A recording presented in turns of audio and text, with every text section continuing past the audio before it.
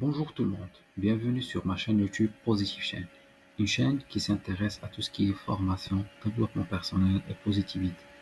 Aujourd'hui, je vais partager avec vous 6 astuces sur Excel qui vont vous étonner et vont vous faciliter la vie professionnelle. Allons-y. Astuce numéro 1.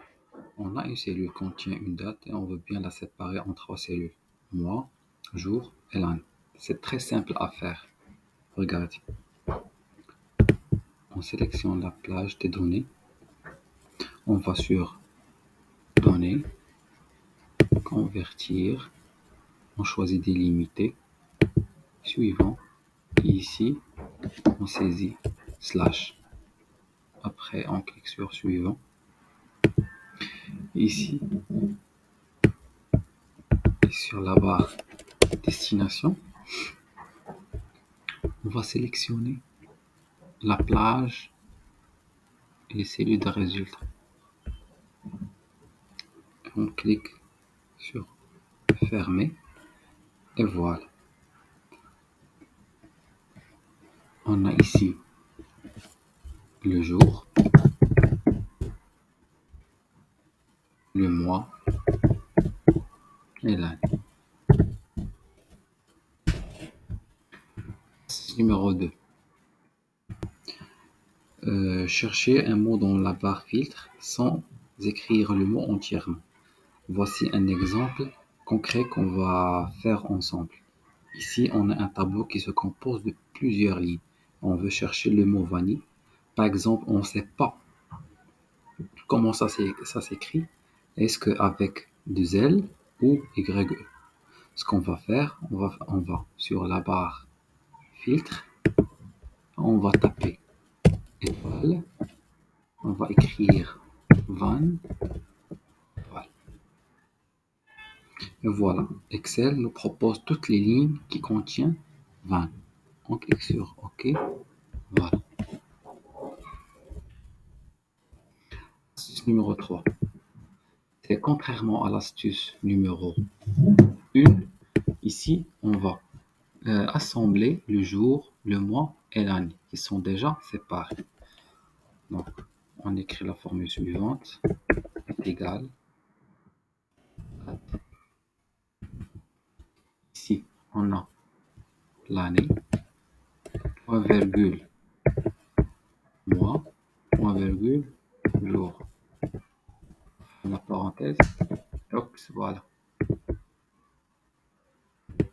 Il suffit de glisser la cellule. On passe à la 4e astuce, c'est le graphe. Ici, on a un tableau de mois et du poids. On veut créer un graphe, mais on souhaite le faire rapidement, sans aller sur graphe et insertion, et ainsi de suite. Il suffit de sélectionner le tableau et cliquer sur Alt F1. Et voilà le tableau. Voilà le graphe. Le graphe, bien sûr, ici, création, on peut le paramétrer, on peut le modéliser comme on souhaite. Astuce numéro 5. Ajuster les largeurs. On a un tableau, par exemple, comme ça, qui n'est pas bien rangé. On a la date qui n'est pas bien claire, le produit, ainsi de suite.